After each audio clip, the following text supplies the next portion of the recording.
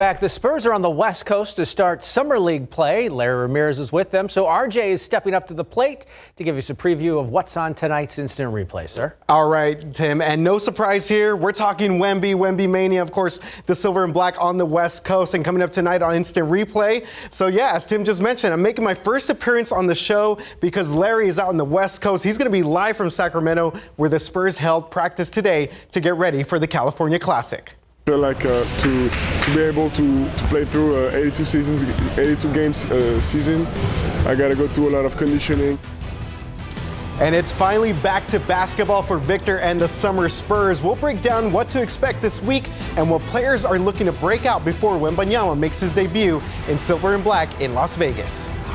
I wouldn't say relief. I think it was more like it felt good to finally, get that one out of get the win so we can get back on track. And San Antonio FC look to get back to their winning ways at Toyota Field. The defending champs looking to get off on the right foot against Birmingham in front of a packed crowd at Toyota Field. Highlights from an action-packed match are ahead. You got a little crowd right behind the home plate there. Mom, Dad, your wife, some friends. I hope you could hear them. We could hear them all night.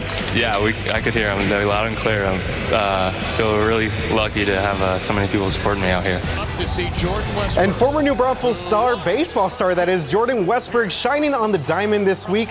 We'll show you his big league debut with the Orioles and hear from his former head coach about the former Unicorn making it to the big show. And should the Spurs pursue Portland Trailblazers point guard Damian Lillard? He wants out of Portland, yes, wants to be traded. So should the Spurs give a veteran point guard to help Wemby in his first year in the NBA? The sports guys talk about that and much more. Instant Replay is live from right here in San Antonio and Sacramento right after the Nightbeat. Tim? Another jam-packed show coming our way. Oh, yeah. RJ, you're like our utility baseball player. We got an open There you spot go. Yeah, just put me in, coach. That's all. Put me ready in. to play. All right, we'll see you in a little bit. Yep. Still ahead on the Nightbeat, another weekend, another mass shooting in America. What we are learning about a shooting that sent dozens to the hospital with injuries. Plus, being the change, certain groups of people are less likely to get CPR when their life depends on it. See what's being done to reverse that trend.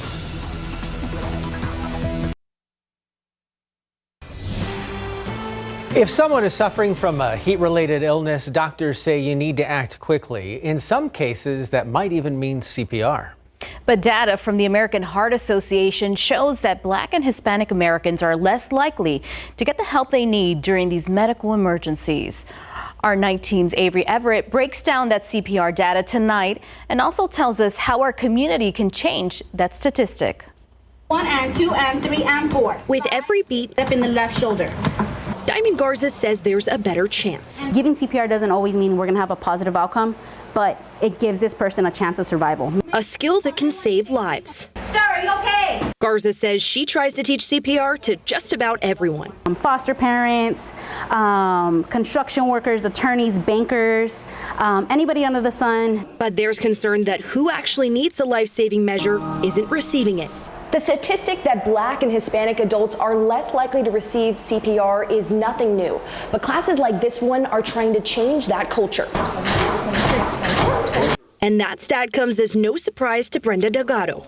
Not at all. She says her classes are mostly white, and she says changing the statistic comes down to accessibility and education. The group that's more trained, that's more likely to take a class, then part of your responsibility as a CPR provider is to try and get that word out. Because of lack of training? Is it because they don't want to get out there? Is it because people are scared of touching?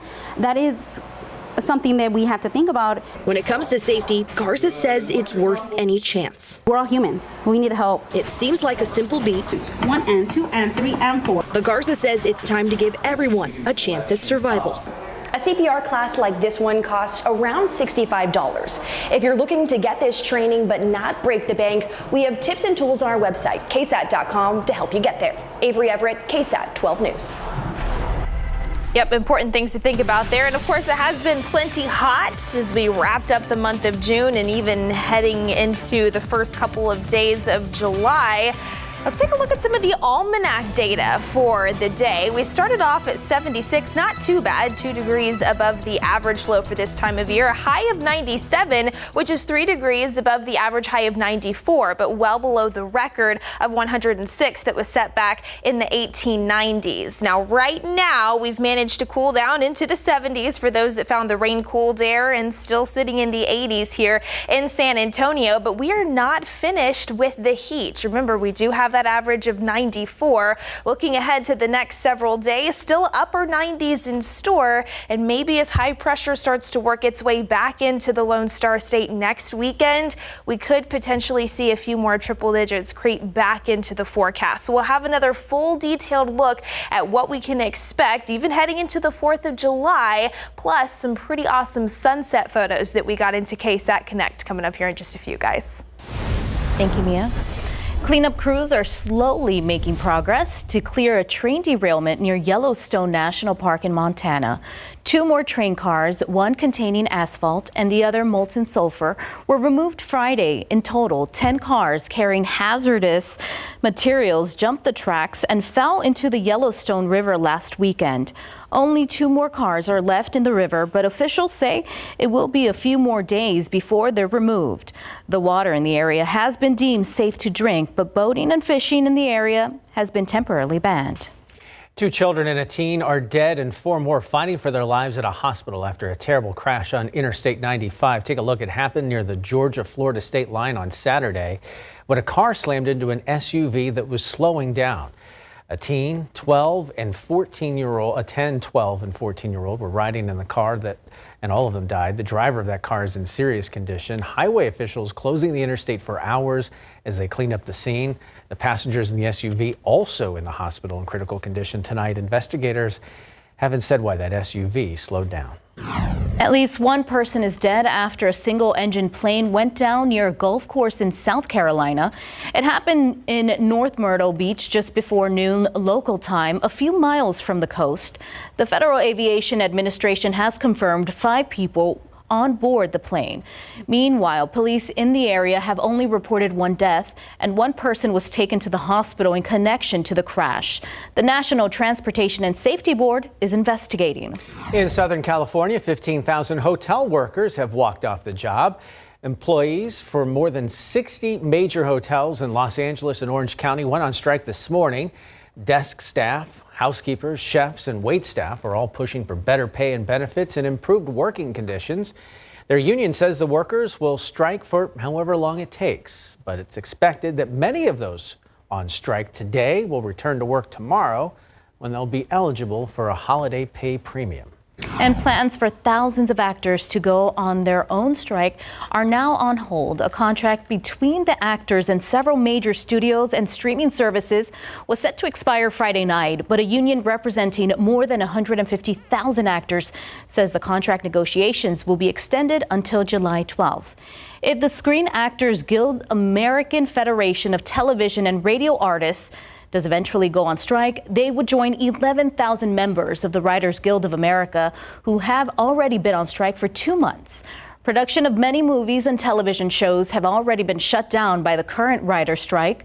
An actor strike would bring most remaining productions to a halt, other than on some independent films not associated with studios.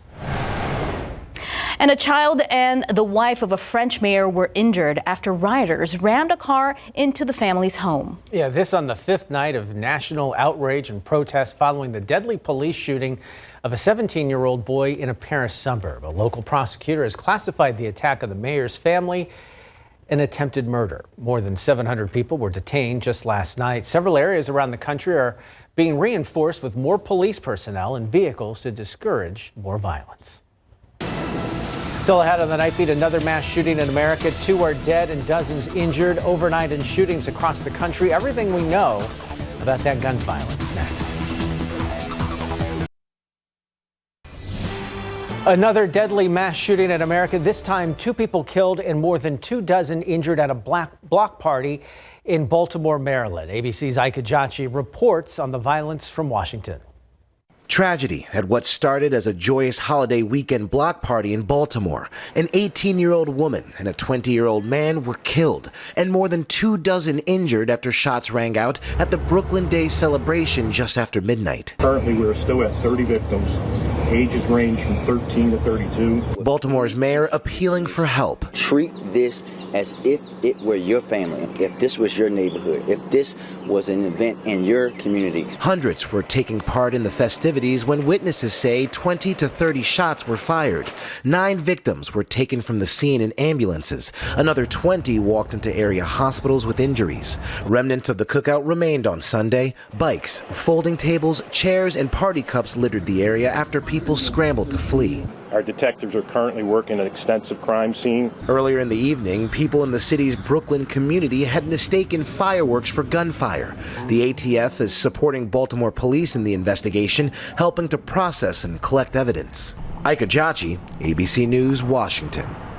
Meanwhile, in Wichita, Kansas, police there investigating after a shooting triggered a stampede inside a nightclub. 5 people were hit by gunfire and 2 were trampled while people rushed to leave the club.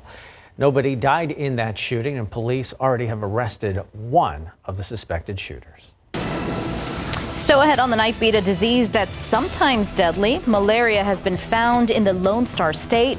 What it means for everyone as we start to spend more time outside next.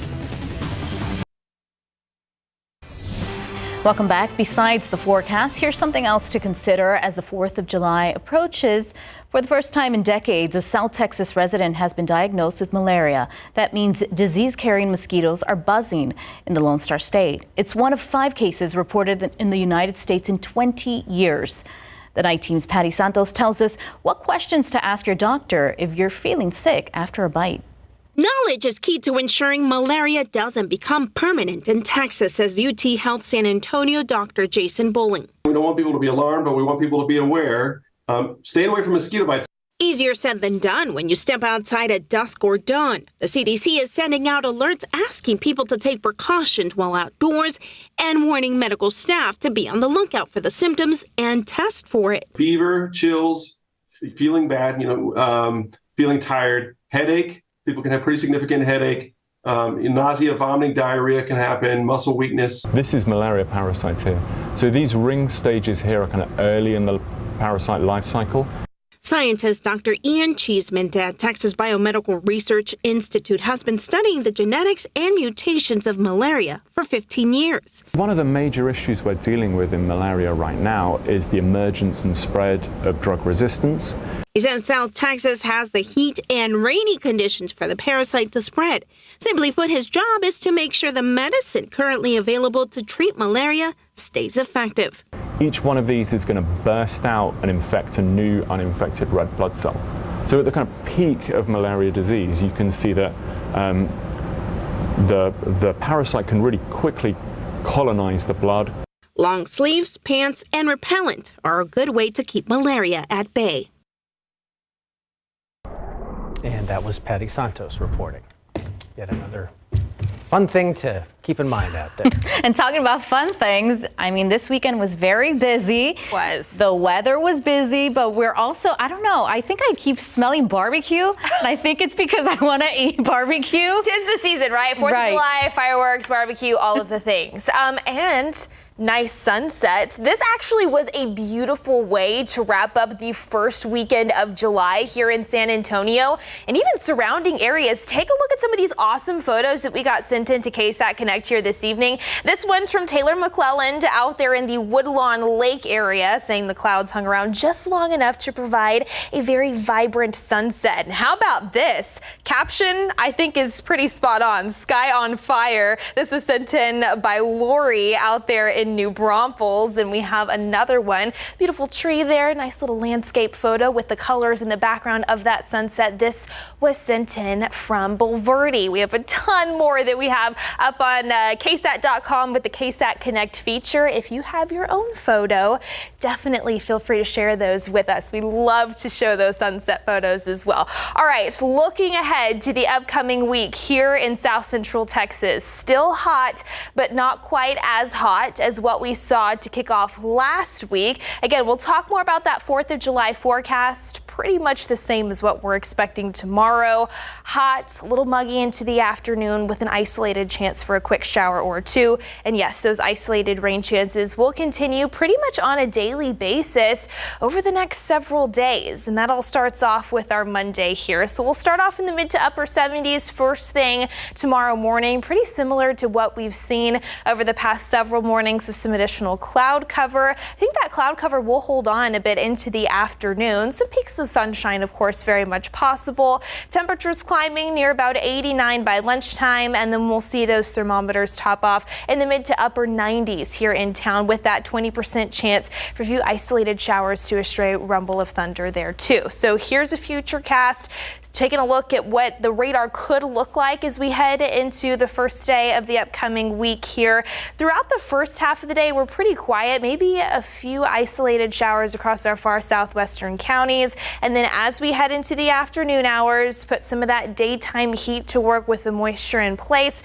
By about 3, 4, 5 o'clock, again, coverage is expected to be pretty low, but it wouldn't hurt to keep the radar handy should you briefly find a quick passing shower. And more of the same is in store for your July 4th mid to upper 70s. Once again, topping off in the mid to upper 90s, very similar to tomorrow. And Wednesday is going to look pretty similar there as well. That weather pattern not changing a whole lot. I think if we have the best chance for rain, that would be on Thursday. So we'll continue to monitor that here over the next few days. There's that high pressure system well off to our east. Some severe weather happening just south of the Ohio River Valley along a boundary that's working its way farther eastward. That's heading for the mid-Atlantic states. Let's talk about the tropics really quickly. Nothing out there in the Atlantic basin, so that's good news. Here is what is left of what was Hurricane Adrian out there in the eastern Pacific. Now a post-tropical cyclone. This is the last advisory that was issued from the National Hurricane Center. What's left of that system will continue to work its way farther westward, farther into the Pacific. But then another area to watch south of Acapulco there, 50% chance for some development over the next few days. So we will continue to monitor that. Again, nothing in the Atlantic basin, so that is good news. Temperatures right now in the 80s here in San Antonio. Some 70s though, especially for folks that found some of that rain-cooled air. Definitely a nice sight to see last night and through the overnight hours. Looking ahead to the next several days, again, not a whole lot of change from one day to the next. We'll start off in the mid to upper 70s, highs head for the mid to upper 90s, so still plenty hot out there and the potential to see those temperatures build into next weekend. So we'll continue to keep eyes on that, guys. Thanks, Mia. You like the hot? No. Can't stand it. Coming up, 4 decades after he first hit the big screen, Indiana Jones is back on the box office charts, where that movie and others landed on the weekend's early estimates next.